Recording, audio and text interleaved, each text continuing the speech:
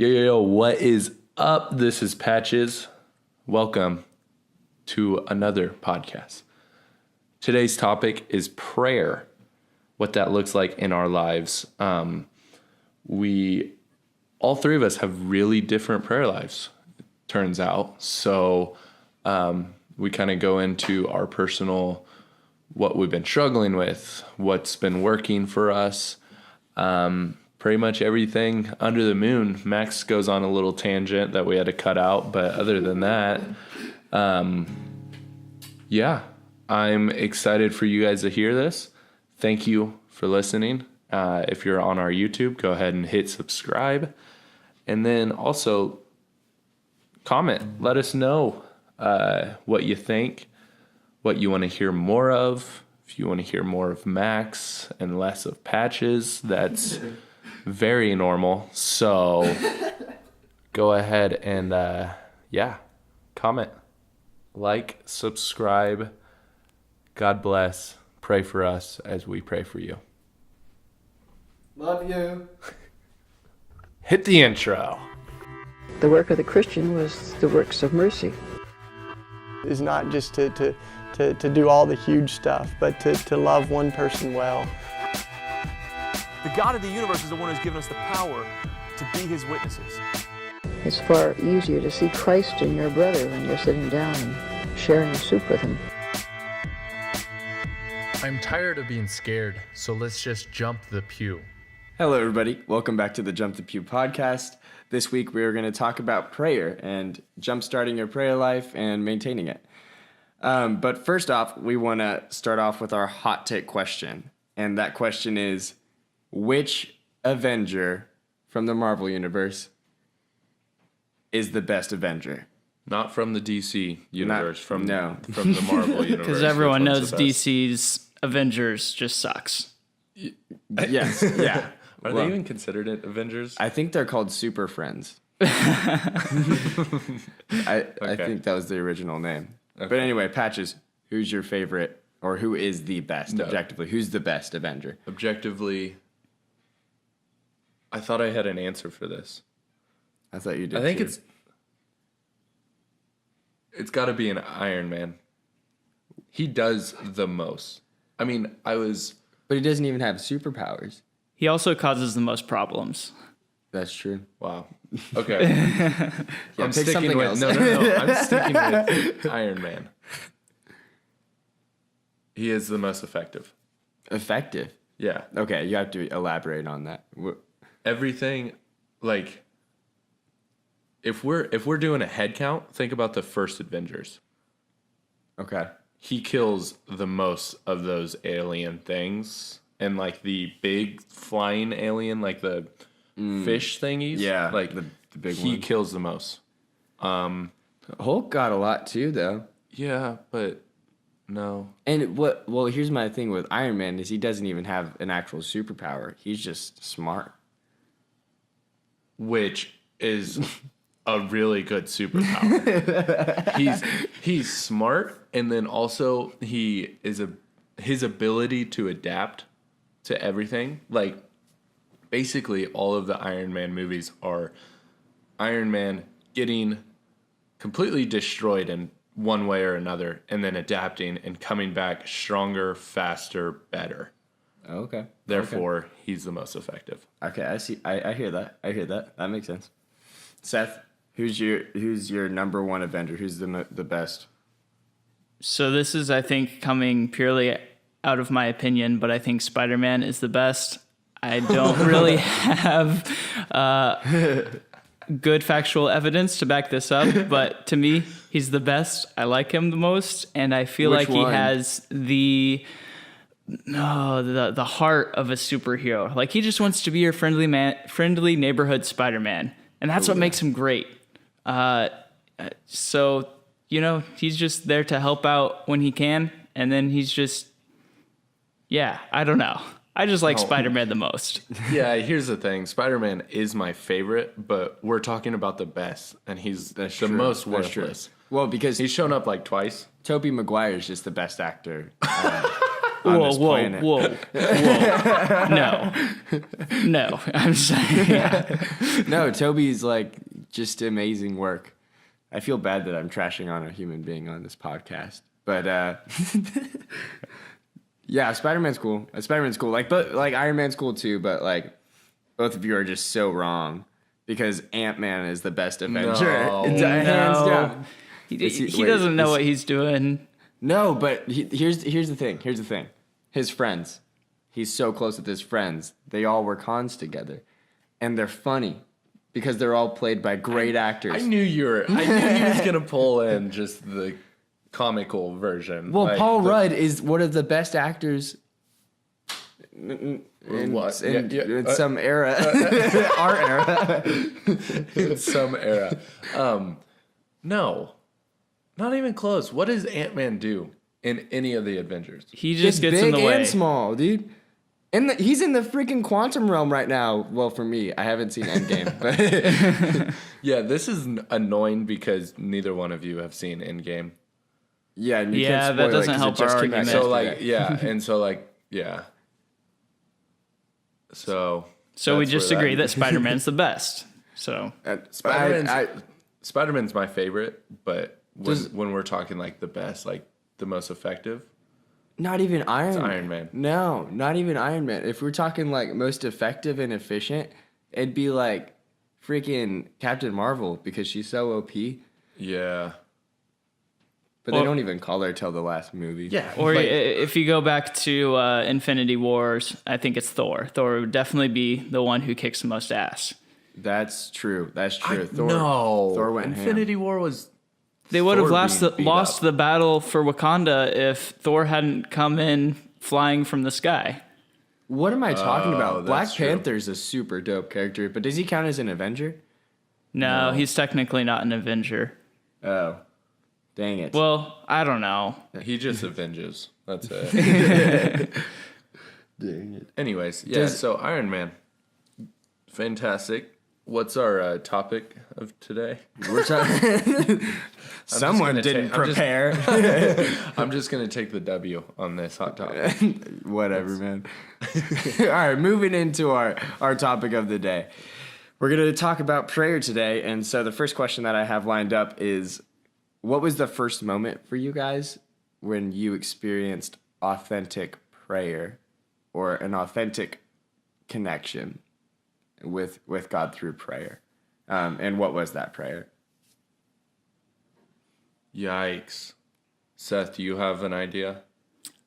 I could talk through this a little bit. I mean, going to Mass, it's a very authentic experience of prayer for me, even from a young age. But I think, well, I was going to say sometime in high school, but going back even before that, there were times. But like high school would definitely be a period of my life where there was deep, authentic prayer, and it was memorable and has left a mark on me. I mean, you guys did Totus Tuus with me, and so a lot of my talk was about going to the chapel every day before school started at Bishop Carroll. And if any of our Totus Tuus campers are listening to this, you've heard my talk, but those experiences before the Blessed Sacrament in the chapel before school every day were very impactful for me, and that was authentic prayer where I really was able to understand what a relationship with God looks like. So when you were in the chapel or when you were going to Mass, like what kind of prayer did you have there? Or was it just something where you sat with the Lord? It always kind of varied. I would, for the most part, start off by asking him to help me prepare for the day, to kind of offer everything to him. If I had any type of worries, I would say, hey, Lord, I'm, worried about this test, or, hey, my relationship with so-and-so isn't going so well. Can you please help me in that area?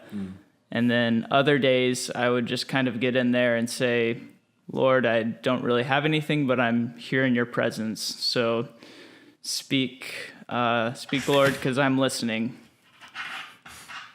You just knocked over your phone.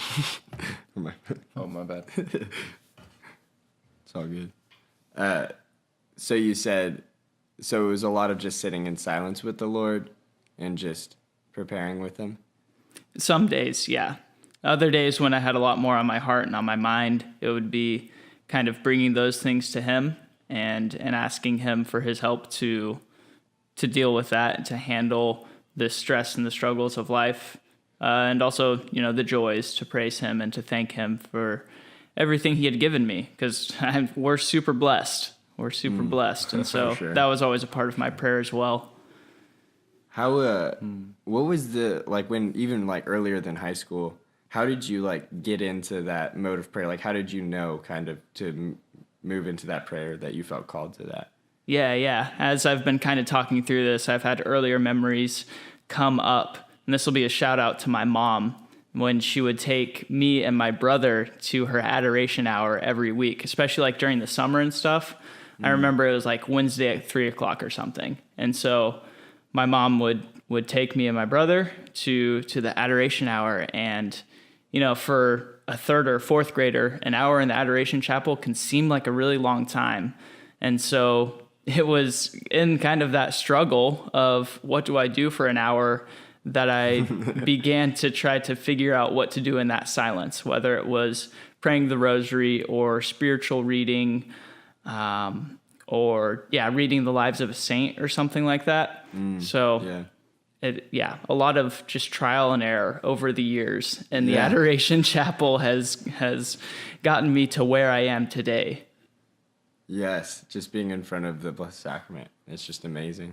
Patches, what was the first time that you felt authentically you were praying or giving something up to the Lord? Yeah. I was trying to... Honestly, I'm learning more and more that I have a terrible memory. So I'm racking my brain right now of when was truly the first time. I don't know. I think it's been changing so much for me lately when it comes to just what my conversation looks like. I used to try and form the perfect sentence for to tell Jesus. That's how I'd be okay, this has to be perfect. How do I word this prayer to where I'm asking for everything and I don't sound like an idiot, and honestly, this last year has been that idea has changed so much. There was a car ride this last year and I was just driving by myself, and I looked to my right, and my book bag was in the passenger seat, and I decided, I was okay, I'm just gonna literally physically act like Jesus is sitting right there as a friend, and I'm just gonna talk to him. So I moved the book bag to the back seat and just started speaking to him I would speak, I'm speaking right now to you guys, and I really was just asking questions, and that was the first time that I really, really made it authentic to myself, to where I was just yo, what's up? I don't say that to Jesus during prayer, and I've never thought about that kind of communication with him. Yeah. And that made him so much more alive and so much easier for me to carry that conversation throughout the day. Yeah, because it wasn't you were creating prayers. It wasn't that you were writing them or for yourself, right before you were saying it. Yeah, I had the same thing in high school. I actually literally did the same thing. I would drive and every day on my way to school, I would just act like Jesus was next to me and just pray and talk to him about just my life. And it's not like he was talking back to me or anything like that. I mean, I envy people that happens to. Screw, if God talks back to you directly, I kind of hate you. You have visions and stuff. It's gosh. Wow. No, I'm just kidding. But yeah, no, the same prayer, and it helped me, I think, stop approaching God like I have to walk up this big staircase or something. But it's that He is present with me in this moment, and I don't have to be anybody I'm not, because He loves me for like who I am. I don't have to create anything else and put like forward a facade for that. Yeah, and that's kind of the core of prayer. What prayer is, just, sometimes people describe it as a conversation with God. And that's how it's described in the Catechism. And until you actually experience that, it can be hard to understand what that means. And Max, I like how you said that you don't have to create an image of God or something, because so often we can create an image of God that's just a complete false God, because we don't have, God is infinite. And so how do we understand Him? And when we try to create an image for Him, it becomes a broken image with human frailty in it. And that's where we really can run into a wall or a stumbling block in our prayer, I think. Yes. Oh my gosh. You had in the nail on the head. Oh my gosh, Seth. Yeah, Patches and I were just talking about, I think a week or two ago, about how, I know that God isn't this old white man with a huge beard on a chair somewhere up in the clouds. I know He's not, but sometimes I pray like that, that God is this distant being that I have to run to find.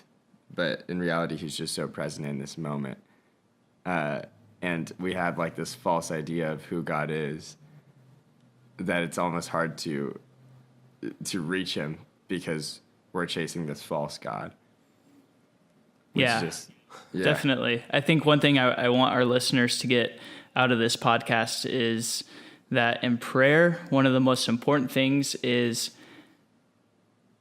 understanding who we are in God's eyes, and then having a better understanding of who God is. Like you said, He's not just some man in a white beard in the sky that we, just throw prayers up to, but He is actually a loving being who cares intimately about us and who we can have a conversation with, and that we are His beloved sons and daughters. And I feel like when you really focus on that and meditate with that, then that can bring a lot of fruit to prayer life. Yeah. Oh my gosh, yeah, for real. Patches, you said that your prayer has been changing, and there's been a shift in how you pray. Can you describe that shift of where you came from, and how was it, or how is it if you're still in it, in this shift of prayer? Yeah, I think the biggest and most visible change has been the thought of location with prayer.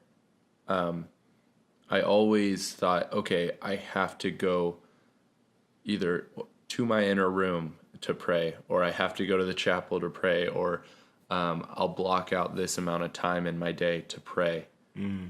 And yeah, that's very beautiful and important, but that's also never mind. I was going to try to pronounce a word, but it's fine. Compartmentalizing? Yes, exactly.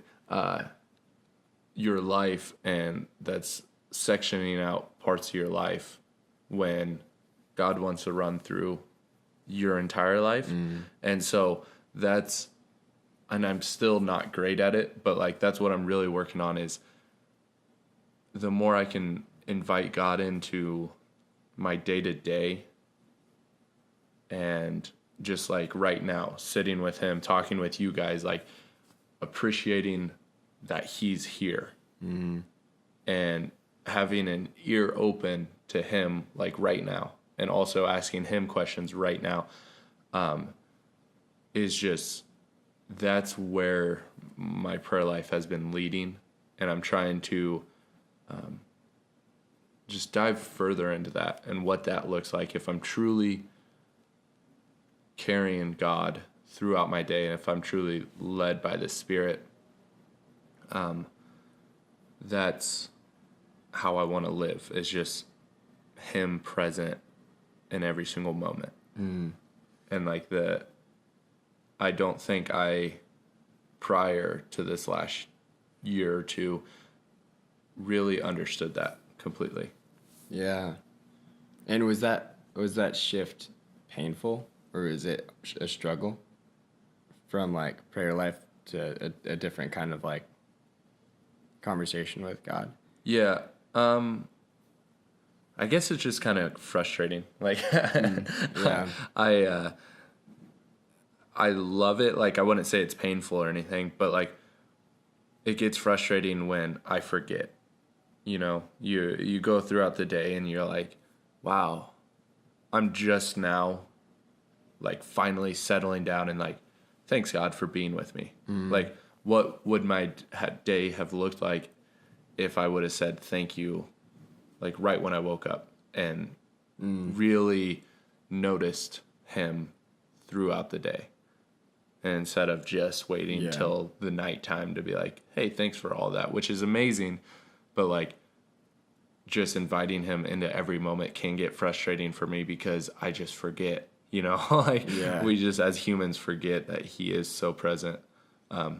So that's been the most, that's what's been changing in my life. Yeah. That's really, that has been happening to me a lot, where I get to the end of the day and I'm like, oh, I haven't prayed once. Well, I guess it was happening to me, like, I guess a lot more a few months ago, but then I think I had that mindset that I needed to be in the chapel. I needed to be somewhere. I needed to be, my state of being needed to be different. It needed to be different in order to pray. And I think realizing that we are able to find our God in this moment right now, or find our Creator, is so important to remember, because then you don't have to be anything else. You don't have to be anywhere else. You don't have to change anything because he's present now. But Seth, has there been a time in your life where you felt a shift of God trying to work on your heart to pray a different way, or maybe challenge you in a different way for prayer? I think in the past 6 or 8 months or so, I've experienced some of the same shift as you guys, trying to become more aware of God's presence throughout the day and understanding what the invitation to prayer looks like. I remember a day, it would have been sometime in the fall, but it was a Saturday. I had homework I could be doing. You know, guys were watching college football around the seminary. I wanted to get a run in that day, but none of that stuff seemed appealing to me. I didn't have the drive to do any of it, even though I knew I sort of wanted to be doing some of that, but I was just sitting in my room, like just frozen. Like, I don't know what I want to do. None of this seems appealing. And finally, it kind of dawned on me that that was an invitation from God to be in prayer. And so I just sat there in silence. And just one of those moments where you say, Lord, I'm listening if you have anything to say to me. If not, I just want to be here with you in this moment. And it was really just this beautiful aha moment of like, wow, God really is inviting us to prayer throughout our day. And so from that moment, you know, I've become a little more in tune with recognizing when God is inviting me to prayer. And another thing that has just really helped me overall is learning about different spiritualities of the church, different ways to pray.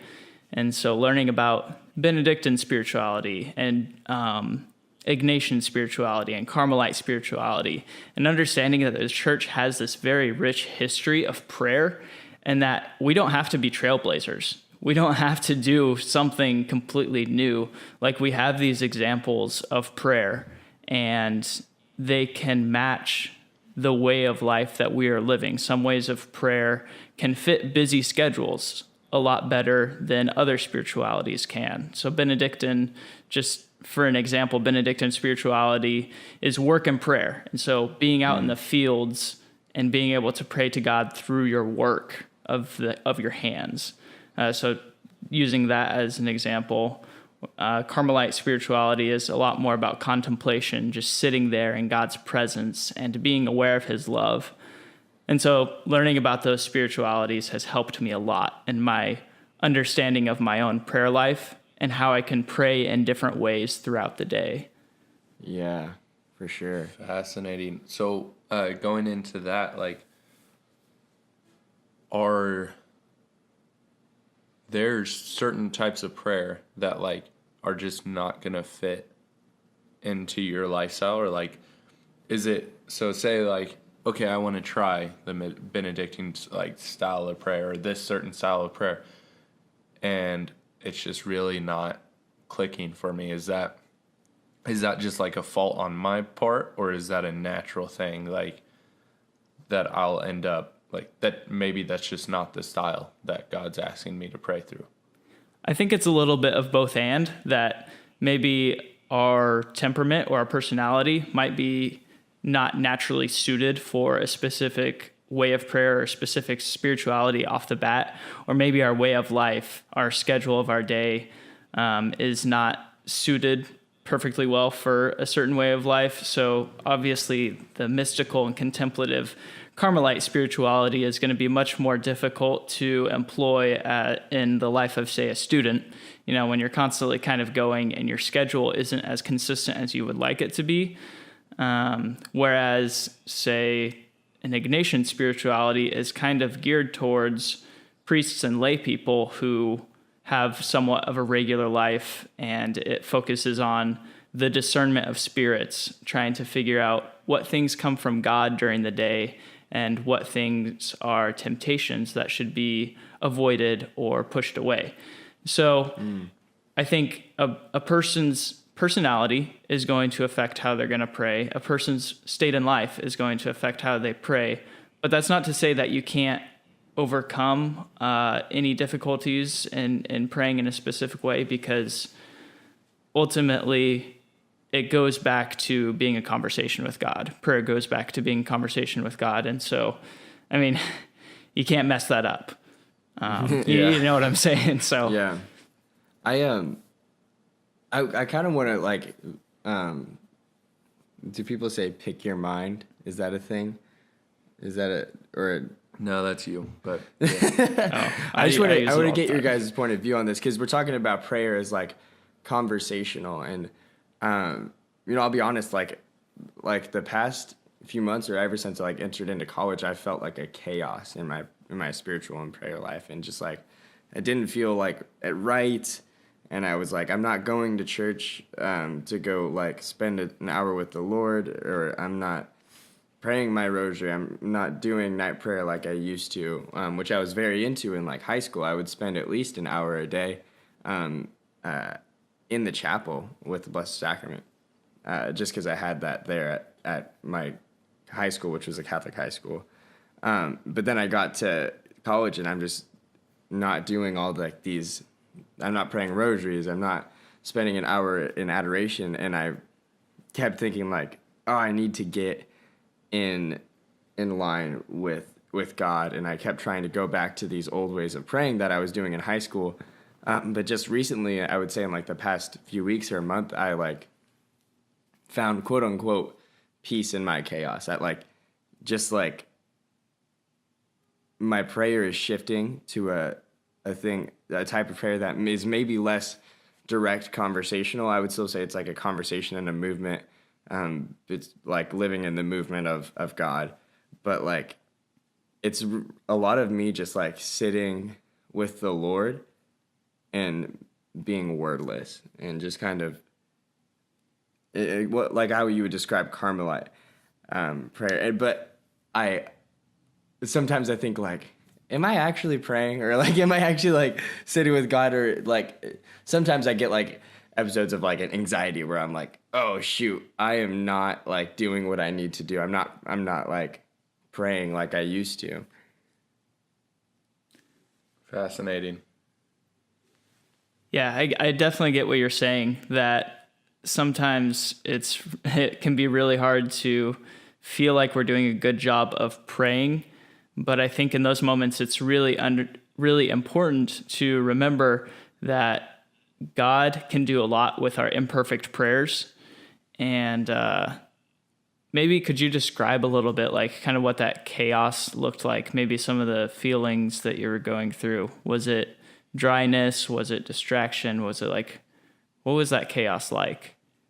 There was and I don't even know if I've left. I think I have. For the longest time, I was feeling like a spiritual dryness.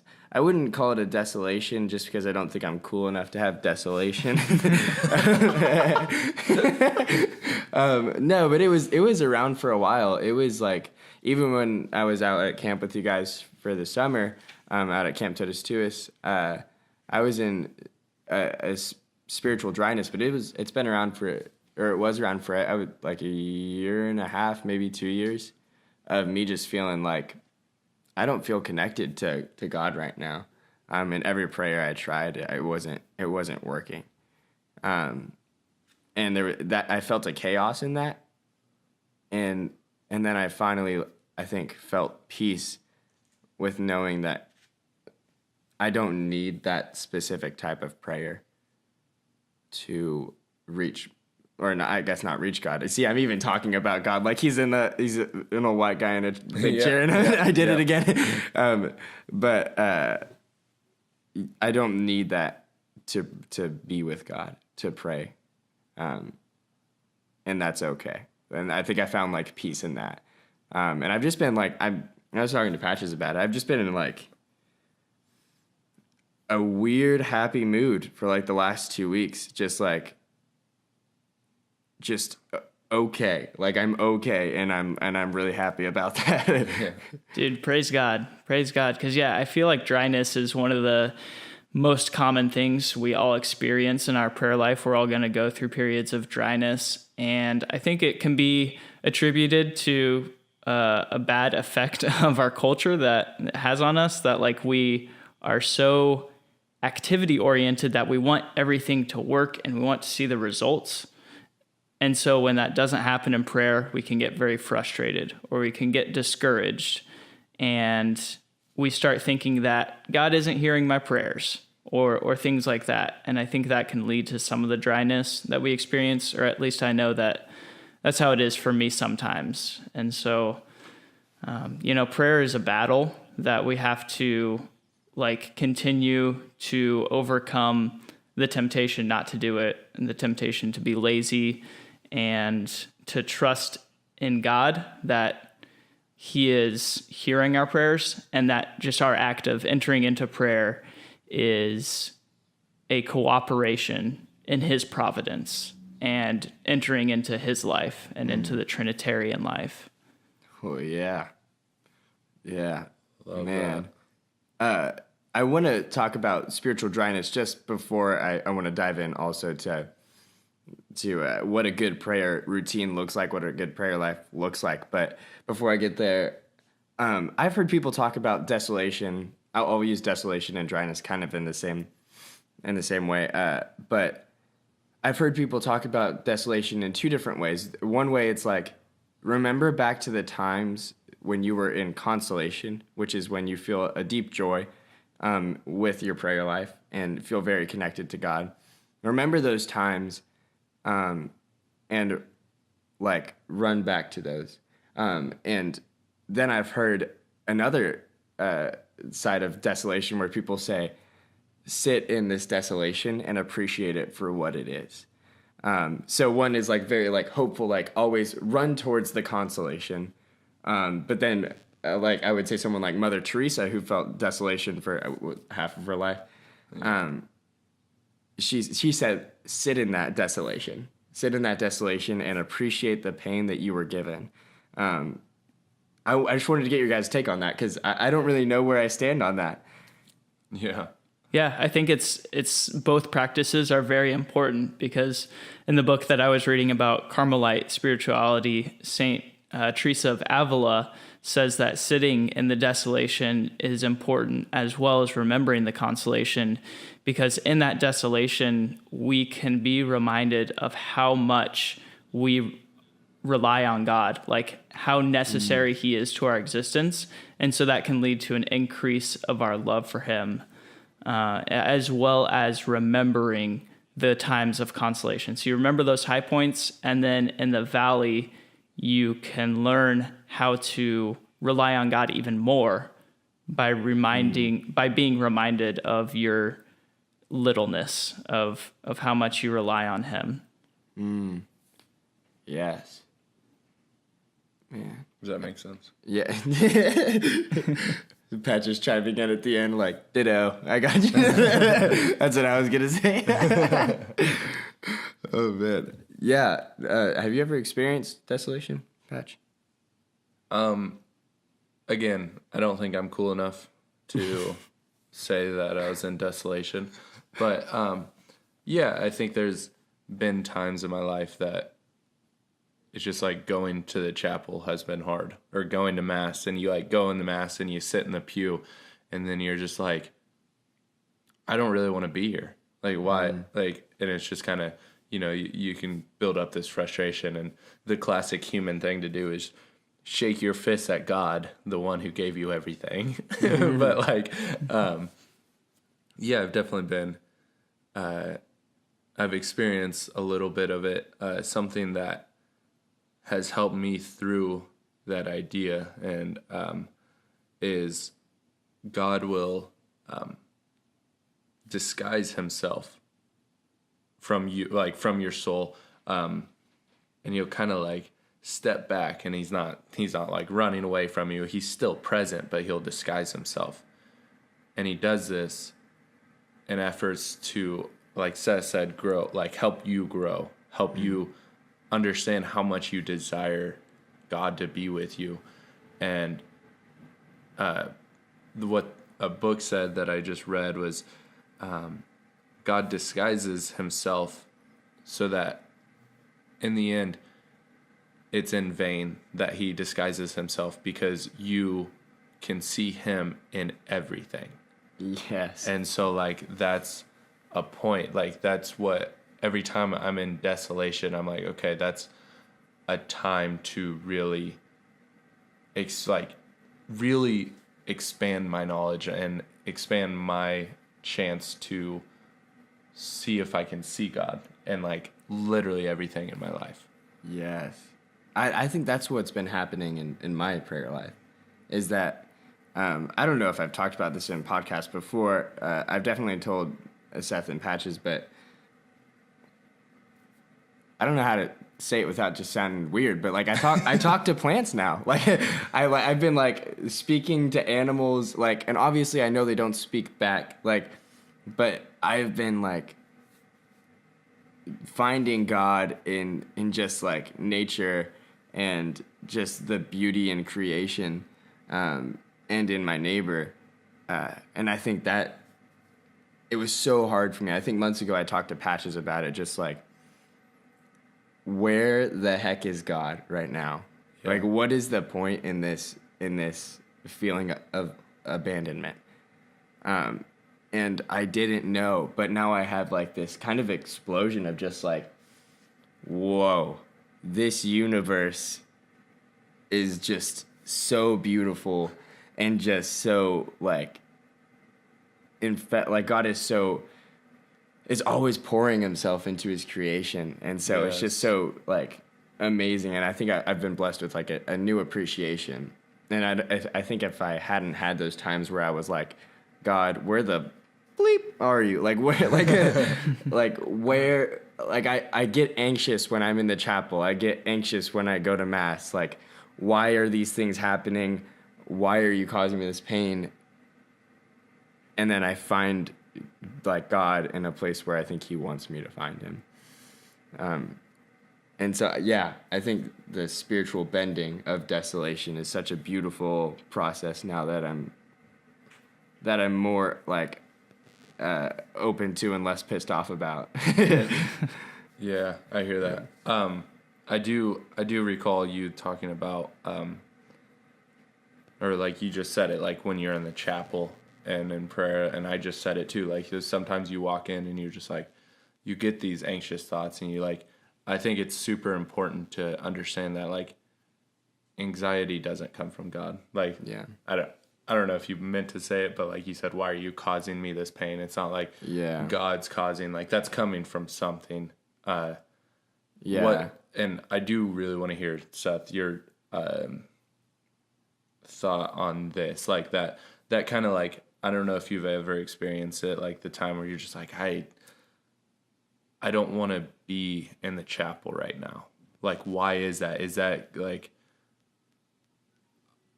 what I've in my life where I've been is just like, I think the devil tries so hard to keep you, like, out of there. Amen, brother.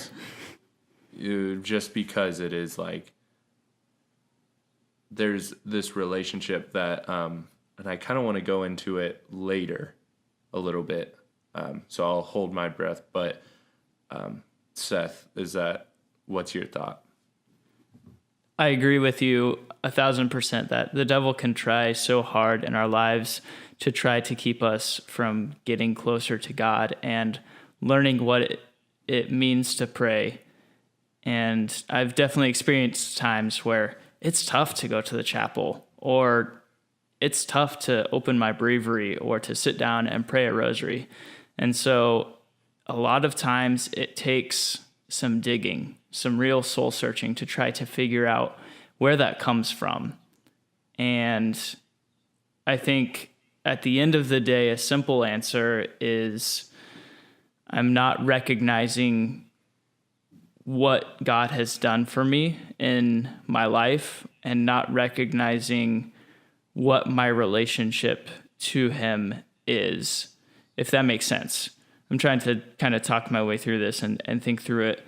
But Gotcha. Yeah, definitely temptation. And it takes a lot of digging. Sometimes there can be wounds there that we have to hand over to the Lord that he can heal us. Sometimes it might be a small stumbling block, or it might be a really big wound that the Lord needs to heal. And that might be something that can only be addressed in spiritual direction or a guided retreat or some form of retreat where someone can help walk you through that.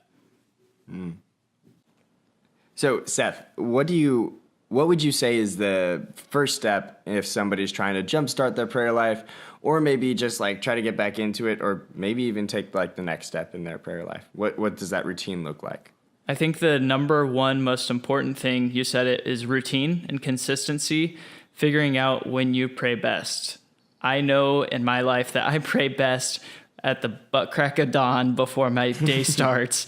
And if I don't get like my holy hour and then I'm tempted not to do it for the rest of the day. And so just being there in the chapel at the beginning of the day, I know that's the best time for me. So one is consistency and routine.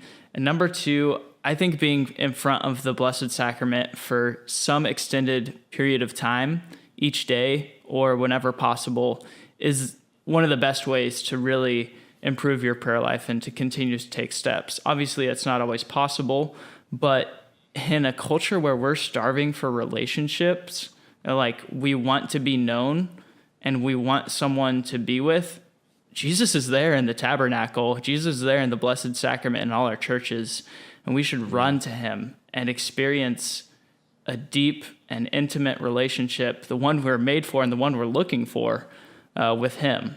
And so routine, being in front of the Blessed Sacrament, and being engaged in Mass. Going to daily Mass once a week is a great way to start, but even just becoming more engaged at Sunday Mass with the readings and in your understanding of the Eucharist and the liturgy as a whole. So those are kind of like my big three things. What has definitely helped me continue to take steps in my prayer life. Yeah. What's been good for you, Patches? What is? Yeah. So Seth's got the routine, so I won't copy that. I guess I have the idea of your prayer life or your relationship with God as like a friend, and keeping this in mind especially when you're going into like what we were talking about, experiencing God and everything. And so like praying throughout the day, but don't make that a one-way relationship. Like, yeah, God's meeting me exactly where I'm at. Well, God's also sitting 1 mile away from you, 5 miles away from you, like in a church. He's also there. So why don't you take your step too and be there? So like understanding that relationship of, yeah, God can come to you and it is with you everywhere, but let's be that one friend who, like, well, let's not be the friend that doesn't show up to your house ever, kind of thing. That idea. And then I had one more.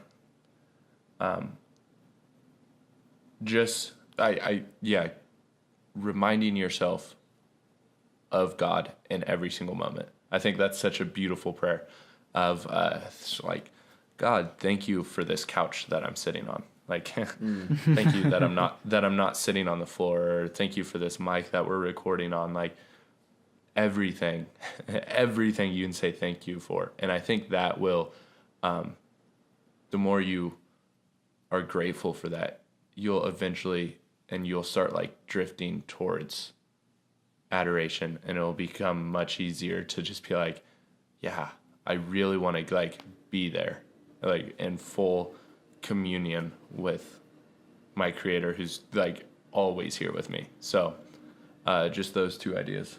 Yeah, that's awesome. What about you, Max?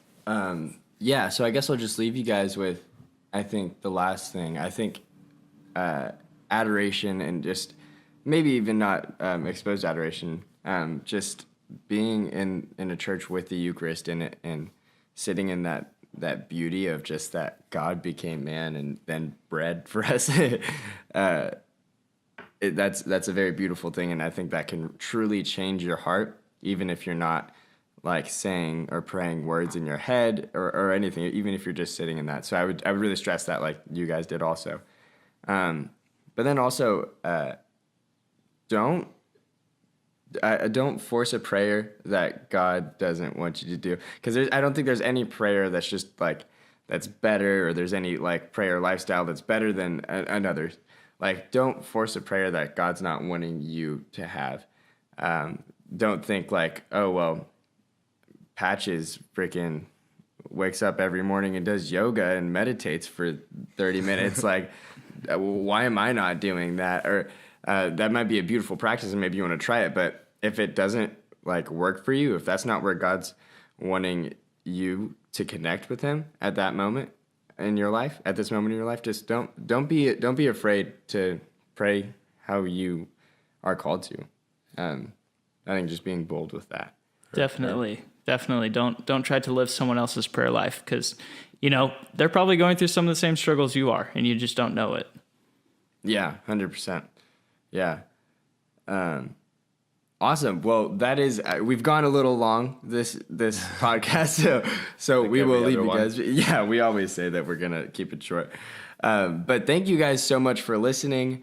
Seth, were you wanting to outro this? Sure. Why not? Yeah. No. Thank you for being honest. I've got nothing. Thank you guys all for listening. That's all we have today. We will see you next week, 2 weeks from now. Yes, I love you all. Goodbye. Bye-bye. Bye-bye.